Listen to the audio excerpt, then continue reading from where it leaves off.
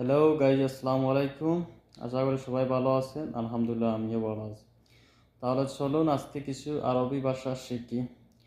আরবি ভাষা শিখতে হলে আমাদেরকে প্রথমে আমাদের হিসাব নিকাশ এগুলো আবার শিখতে হবে, যেমন গণনা। আমরা দেশে যেভাবে বাংলা আমরা 1 2 3 4 এভাবে যেভাবে গণি, এগুলো তোমাকে আবার শিখতে হবে। তো শুরু করা যাক।